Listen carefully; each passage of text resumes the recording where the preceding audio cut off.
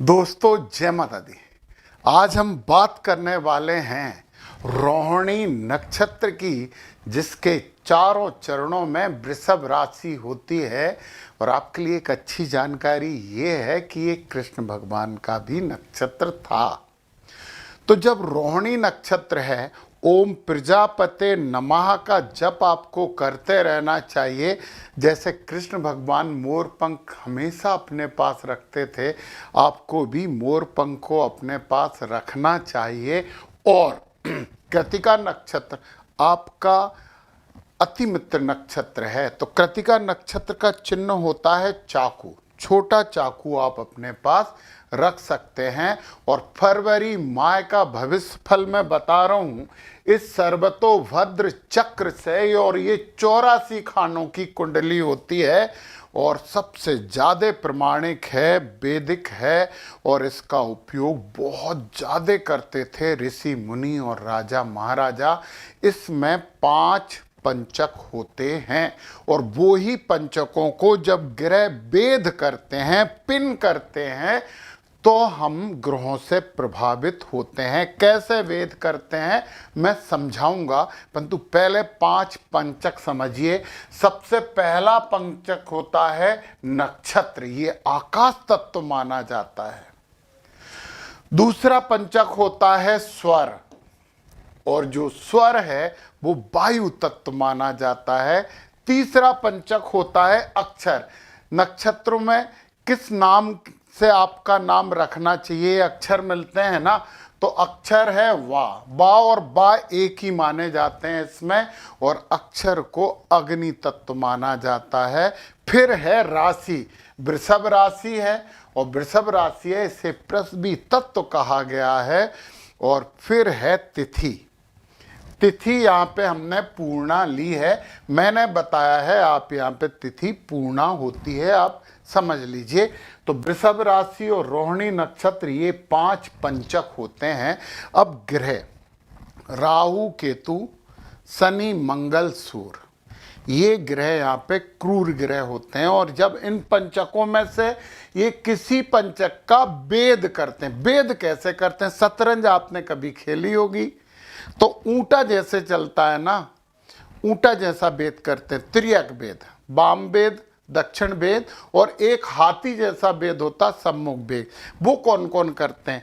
3 भेद करते हैं, एक इस तरफ, एक इस तरफ और एक इस तरफ। ये भेद करते हैं राहु केतु सूर्य और चंद्रमा। बस ये 3 तरफ का भेद होता है। उस तरफ होंगे तो यही भेद कैसा हो जाएगा, ऐसे 3 तरफ का भेद हो जाएगा। कैसे होगा मैं समझा रहा हूं। राहु केतु सूर्य और चंद्रमा करते हैं, बाकी ग्रह एक तरफ भेद करते हैं। यदि कोई मार्गी है तो वो हमेशा घड़ी की दिशा में भेद करेगा। यहां बैठा है तो इधर भेद, यहां बैठा है तो इधर भेद, ऐसे वो भेद करेगा। दिशाएं भी यहां पे दी हुई हैं, है ना।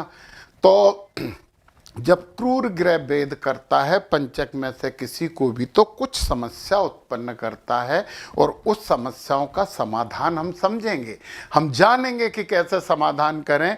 तो सबसे पहले, चूंकि राहु केतु और सूर्य 3-3 दिशाओं में भेद करते हैं, चंद्रमा हमने नहीं लिया, उसका बहुत इंपॉर्टेंस है यहाँ पे।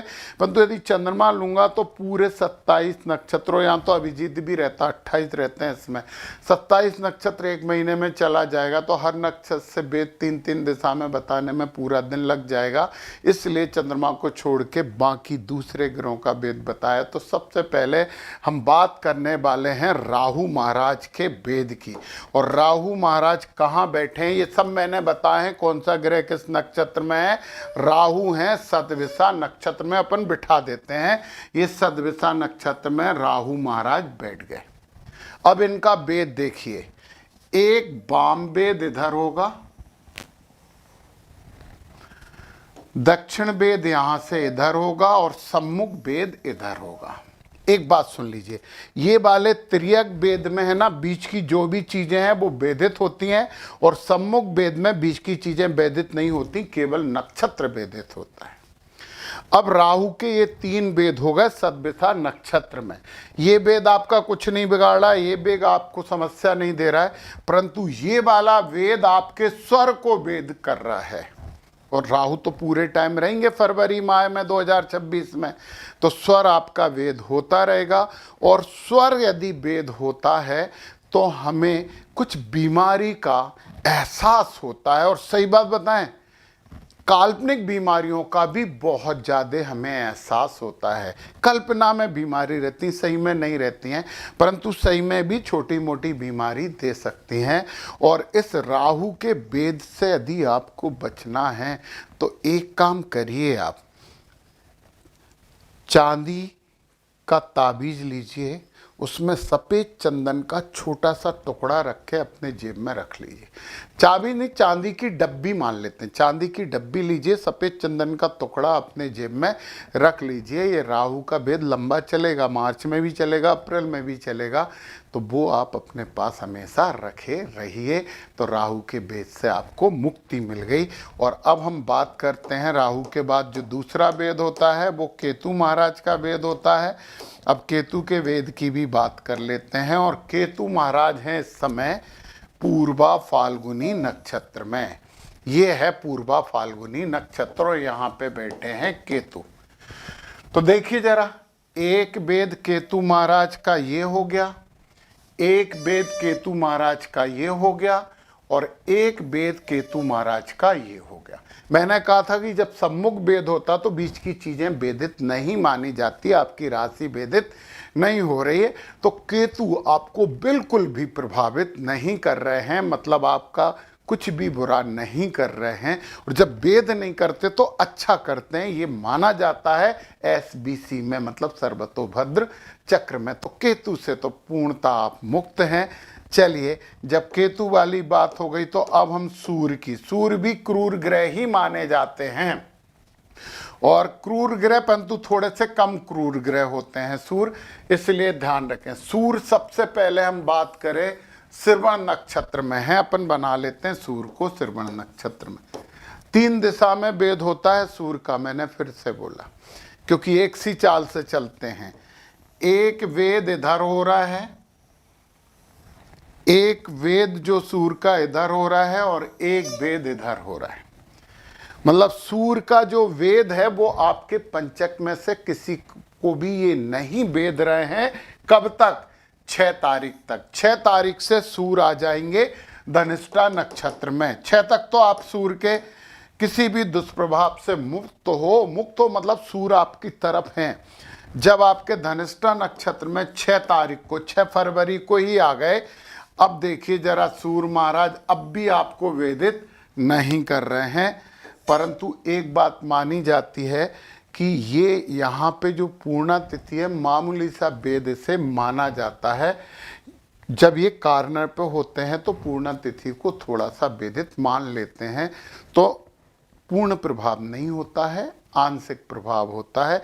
सूर्य भगवान को जल चढ़ाइए और आदित्य हृदय स्तोत्र का पाठ करिए।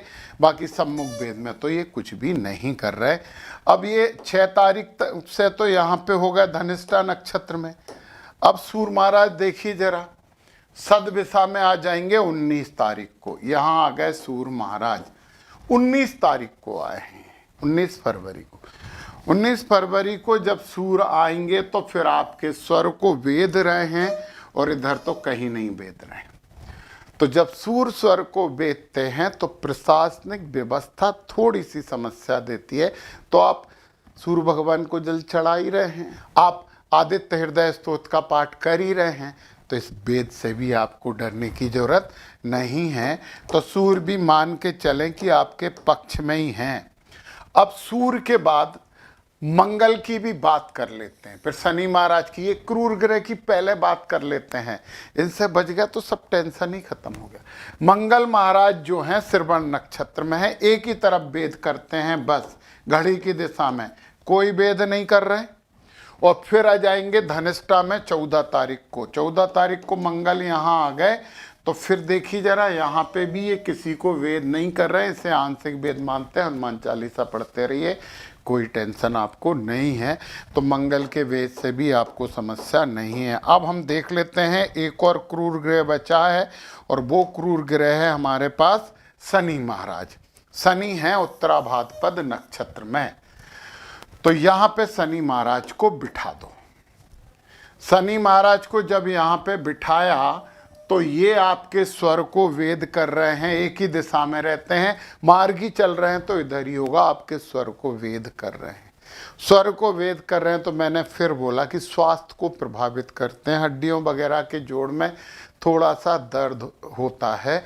और जब तक शनि महाराज उत्तराभाद्रपद नक्षत्र में है तो रोहिणी नक्षत्र और वृषभ राशि वालों, आप एक बहुत इंपॉर्टेंट बात सुन लीजिए।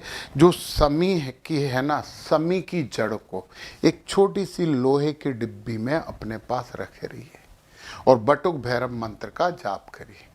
समी पेड़ की जड़ का एक छोटा सा टुकड़ा लोहा या स्टील की डिब्बी में अपने पास रखिए। शनि भी बहुत समय तक एक नक्षत्र में रहते हैं, आपको बहुत शुभता मिलेगी और शनि महाराज का दुष्प्रभाव नहीं होगा। अब ये शनि महाराज की बात कर ली है और हमने पूरी नकारात्मक बातें कर ली हैं, और अब बात करने वाले हैं अपन सकारात्मकता की। क्योंकि गुरु को, बुध को और शुक्र को तो लक्ष्मी प्रदाता माना है सर्वतोभद्र चक्र में। गुरु को भी आकाश तत्व हैं, गुरु तो बहुत ही फायदेमंद है। और बुध तो आपको व्यापार में प्रगति देते हैं। और चंद्रमा भी महीने के 15 दिन तक शुभ रहते हैं, 15 दिन तक अशुभ रहते हैं। तो महीने के 15 दिन तो चंद्रमा भी शांत रहते हैं। अपन सबसे पहले अब गुरु महाराज की बात कर लेते हैं। गुरु महाराज पुनर्वसु में है पर बकरी है। यहाँ पे हैं गुरु महाराज, पुनर्वसु में है, बकरी है तो इस तरफ नहीं वेद करेंगे। बकरी है तो घड़ी की दिशा में नहीं, बकरी है तो ये इधर वेद करेंगे। तो गुरु महाराज आपकी राशि को वेद कर रहे हैं, और राशि तो पृथ्वी तत्व होती है, मतलब गुरु महाराज का आशीर्वाद आपके साथ है। और अच्छा करना है तो गुरुवार के दिन पीले कपड़े पहने, पीली चीजों का दान करें, बहुत आनंद रहने वाला है आपको। फिर गुरु के बाद हम बात कर लेते हैं, अच्छा बिना मिटाए बात करते हैं, बुध की बात करते हैं। बुध है धनिष्ठा नक्षत्र में। हम कलर इसका बदल देते हैं, बुध यहाँ है, बुध, और बुध अभी मार्गी हैं। तो बुध जो यहाँ से कर रहे हैं ना, बुध जो हैं वो आपके स्वर को वेद कर रहे हैं, मतलब आशीर्वाद दे रहे हैं, सौभाग्य में वृद्धि कर रहे हैं, ये बुध हैं। बुध का हरा रंग होता, परंतु हरे रंग में मैंने गुरु को लिख दिया, इसलिए यहाँ पे बुध। फिर बुध क्या होगा, बुध सदविषा में आ जाएंगे। अच्छा, सदविषा में तो 7 तारीख से पहले बुध धनिष्ठा में है, सदविषा में आके आपके लिए सौभाग्य देंगे। परंतु जब तक धनिष्ठा में, जब तक बुध आपको आशीर्वाद नहीं दे रहे, सदविषा में आके आशीर्वाद दे रहे हैं, और सदविषा में आएंगे 7 तारीख से। फिर पूर्वा भाद्रपद में 25 तारीख को आ जाएंगे, 25 फरवरी को। और यहां से जब आएंगे तो फिर आपको देखो, गुरु भी वेद कर रहे हैं आपकी राशि को, और बुध भी कर रहे हैं। ये बड़े सौभाग्य की बात है, बहुत आनंद की बात है। गणपति जी की भी आराधना करते रहिए आप, बहुत अच्छा होगा। सुनिए, फिर बुध क्या होंगे, बुध 26 तारीख को बकरी हो जाएंगे। और जब वो 26 तारीख को बकरी होंगे ना, तो इधर वेद करने की जगह बुध महाराज इधर वेद करेंगे। तो फिर बुध का आशीर्वाद कम हो जाएगा 26 तारीख से, क्योंकि बकरी हो गए। अब हम शुक्र महाराज की बात कर लेते हैं, और शुक्र महाराज के लिए हम ये कलर लेते हैं, ये वाला। शुक्र कहाँ है, धनिष्ठा नक्षत्र में है। शुक्र जब धनिष्ठा नक्षत्र में है, ये ही वेद होगा, आशीर्वाद नहीं दे रहे हैं। परंतु सदविषा में 11 तारीख को आ जाएंगे, 11 फरवरी को शुक्र यहाँ आ गए, और ये आपके स्वर को वेद कर रहे हैं, बुध भी कर रहे हैं, तो आनंद दे दिया आपको। शुक्र भगवान को और मनाने के लिए, गुरु तो हैं ही है। चांदी में गूलर की जड़, गूलर के पेड़ की जड़ का छोटा सा टुकड़ा चांदी की डिब्बी में रख के अपने पास रखें। अपने ऑफिस में रखें, अपने घर के अपने रूम में रखें, तो बड़ा अच्छा आपको होगा। फिर एक और बात, फिर ये जो शुक्र है ना, पूर्वा भाद्रपद में 22 तारीख को आ जाएंगे। फिर शुक्र यहाँ आ जाएंगे पूर्वा भाद्रपद में 22 तारीख को, तो फिर आपकी राशि को भेद कर रहे हैं, गुरु भी भेद कर रहे हैं, तो आपके लिए और आशीर्वाद दे दिया। अच्छा, गुरु महाराज को और शुभ करने के लिए हमें केले के पेड़ की पूजन करनी चाहिए। तो आपके लिए तो बहुत अच्छा समय है ये फरवरी माह का। जो उपाय बताए हैं वो करिए, ओम प्रजापते नमः का जप करते रहिए। और कृष्ण मूर्ति पद्धति पे क्लासेस मेरी शुरू हो रही हैं, नीचे डिस्क्रिप्शन में लिंक है, लिंक पे क्लिक करके क्लास ज्वाइन कर लीजिए, क्योंकि उसमें बहुत यूनिक वैदिक और केपी का फ्यूज़न होने वाला है।